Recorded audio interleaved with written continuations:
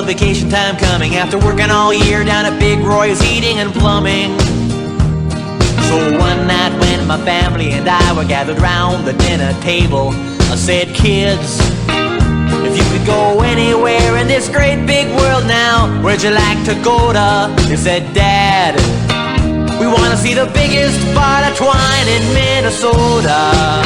They picked the biggest ball of twine in Minnesota.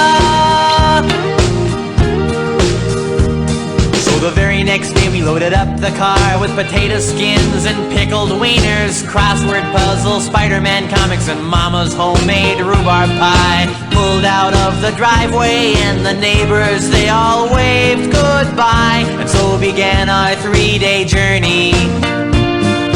We picked up a guy holding a sign that said Twine ball or bust. He smelled real bad and he said his name was Bernie. I put in a Slim Whitman tape, my wife put on a brand new hairnet. Kids were in the backseat jumping up and down, yelling, are we there yet? And all of us were joined together in one common thought as we rolled down the long and winding interstate on our 53 DeSoto. We're gonna see the biggest ball of twine in Minnesota. We're heading for the biggest ball of twine in Minnesota. Well, we couldn't wait to get there, so we drove straight through for 3 whole days and nights. Of course, we stopped for more pickled wieners now and then. The scenery was just so pretty. Boy, I wish the kids could have seen it, but you can't see out of the side of the car because the windows are completely covered with the decals from all the places where we've already been. Like Elvis Orama, the Tupperware Museum, the Boll Weevil Monument in Cranberry World, the Shuffleboard Hall of Fame, Poodle Dog Rock, and the Mecca of albino squirrels. We've been to ghost town, theme parks, wax museums, and a place where you can drive through the middle of a tree scene, alligator farms and tarantula ranches, but there's still one thing we gotta see. Well, we crossed the state line about 6:39, and we saw the sign that said Twine ball exit 50 miles. Oh, the kids were so happy they started singing 99 bottles of beer on the wall for the 27th time that day.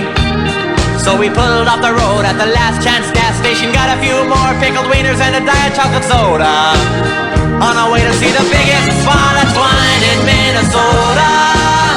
We're gonna see the biggest ball of twine in Minnesota.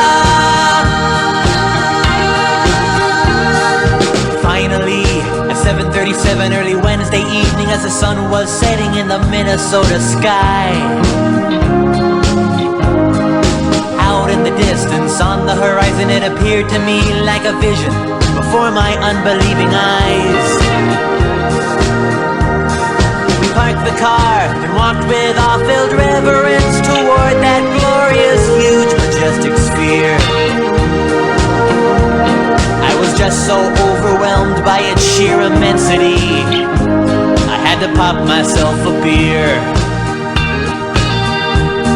Yes, on these hallowed grounds, open 10 to 8 on weekdays, in a little shrine under a makeshift pagoda, there sits the biggest ball of twine in Minnesota. I tell you, it's the biggest ball of twine in Minnesota.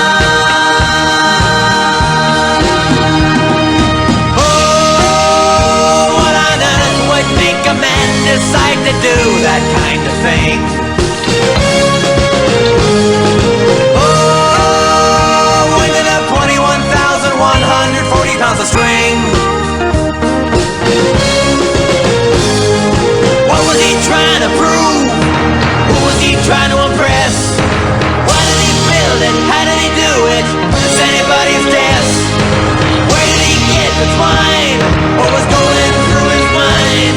Did it just seem like a good idea at the time? We walked up beside it and I warned the kids, now you better not touch it, those ropes are there for a reason.